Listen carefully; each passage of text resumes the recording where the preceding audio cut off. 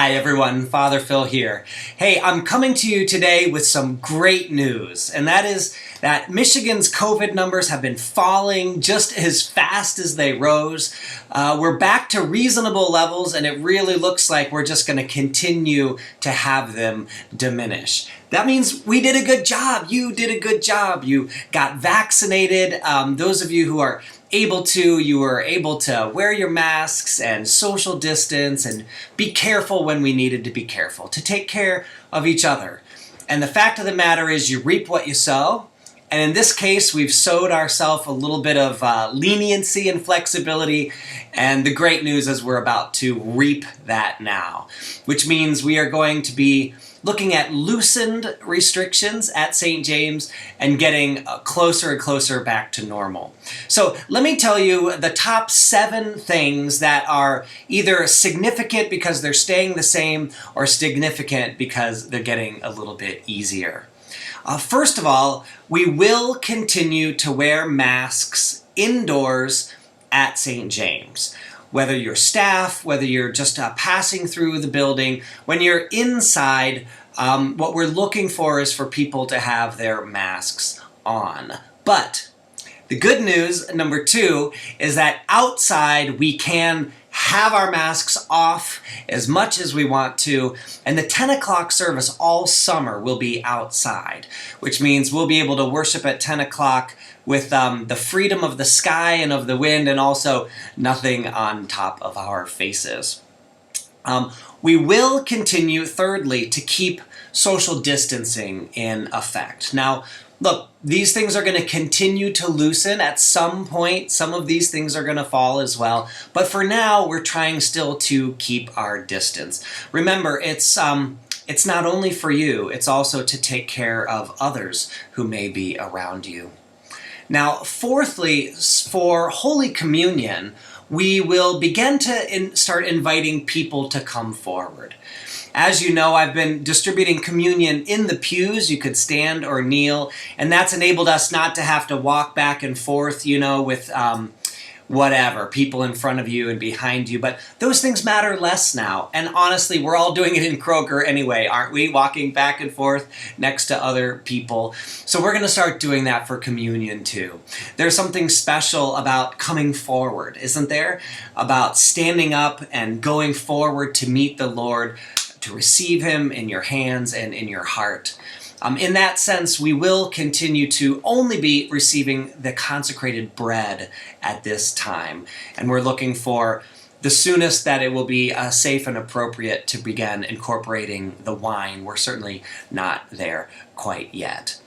Now, fifthly, and this is exciting as well, we will be allowed to begin singing.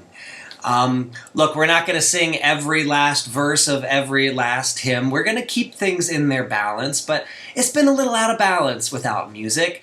And so it's going to be very nice, I think, to be able to open our voices and to be able to worship in that way. And hey, even if you don't have a great voice or don't think you do, isn't it a delight to hear someone else singing with their beautiful gift? And somehow when all our voices get together, I just think it's always a special sound anyhow. Always wonderful. At the 8 o'clock, by the way, we will be singing through masks. And if we ever worship inside at the 10 because of rain or cold, we will also be singing through masks. Outside, we can sing with them off. At the peace, number 6, we do need to continue to do the touchless peace. So, find a way to greet one another still without those flesh-on-flesh connections. It's coming, I'm sure. Lastly, and this one is again super, I've saved a good one for number 7, we are allowed officially and with the blessing of the bishop to begin having our coffee hours and just receptions after things. We are encouraged and delighted to be able to hang out for a little while and talk to each other. This means that we can bring food out for the 10.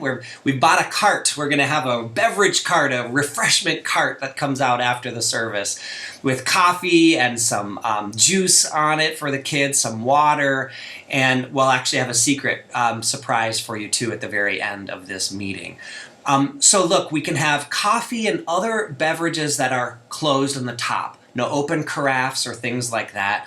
Also, we can't do potlucks right now. No open food that lots of people share in. That's just not something we're yet available. But individually wrapped things are always appropriate and appropriate for now.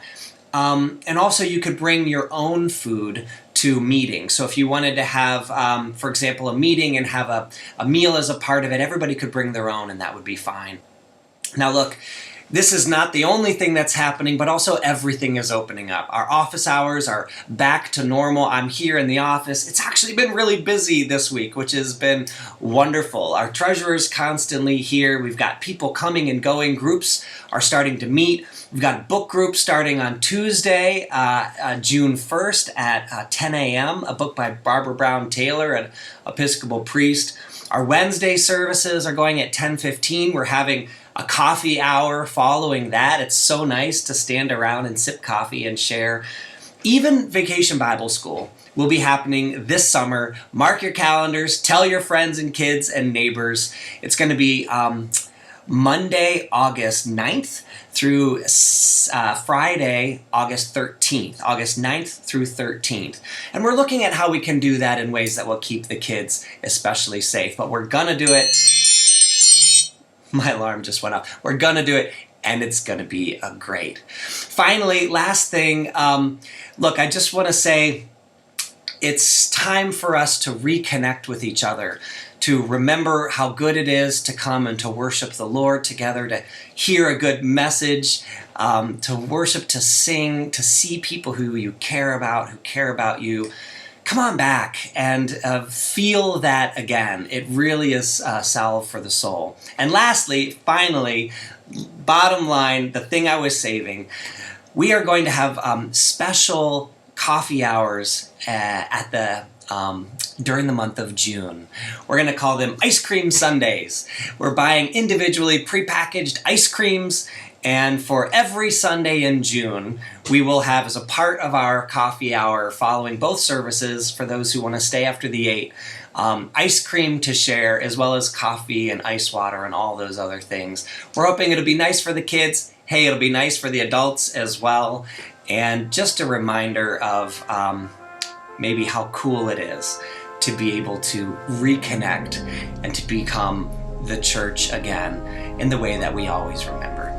God bless you. I hope this is helpful, and we'll write some of the things down. You can find them in the Good News Weekly. You've been in my heart. I look forward to seeing you again soon. Bye.